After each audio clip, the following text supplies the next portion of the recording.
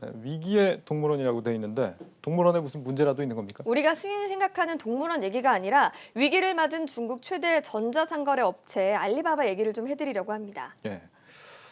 알리바바 얘기를 하는데 웬 동물원입니까? 알리바바 홈페이지를 보면 그룹 생태계를 알리바바 동물원이라고 표현을 하면서 자회사나 서비스에 동물 명칭을 좀 붙이곤 하고 있습니다. 네. 이번에 위기를 맞은 건 바로 개미가 붙은 엔투그룹인데요. 엔투그룹은 간편 결제 서비스인 알리페이를 운영하는 알리바바의 자회사입니다. 중국 매체에 따르면 금융 관련 4개 국가기관이 합동으로 엔투그룹 경영진을 예약 면담한 것으로 알려지는데요. 예약 면담이란 정부가 기관이나 개인을 불러서 공개적으로 질타하고 또 요구사항을 전달하는 자리를 말합니다. 중국에서는 이 자리가 기업 군기잡기로 불릴 정도로 굉장히 무서운 자리로 꼽히는데요.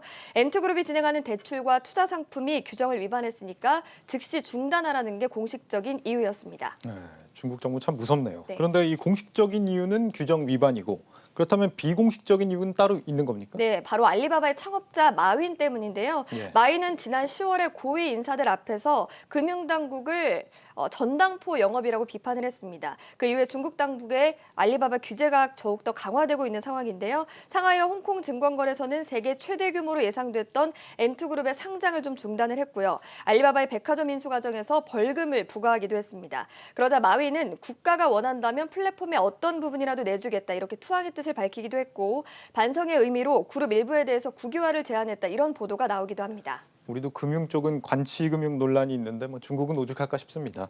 위기의 동물원, 이 알리바바 투자하신 분들은 좀 손해가 있겠군요. 네, 기업 자체의 피해도 막대했고 또 주가도 급락한 것으로 좀 파악이 되고 있습니다.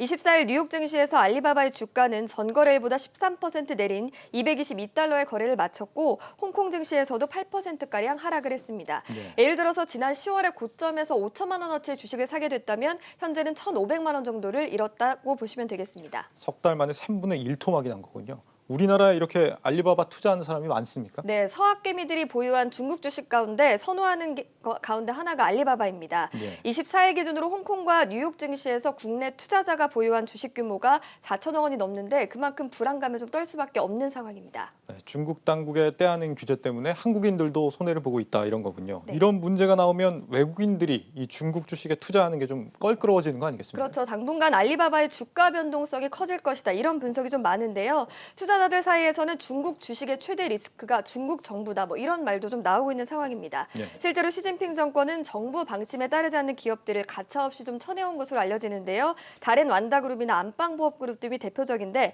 이들 기업은 국유화됐거나 또 창업주가 18년 이상의 장기 징역형에 처해지기도 했습니다. 네.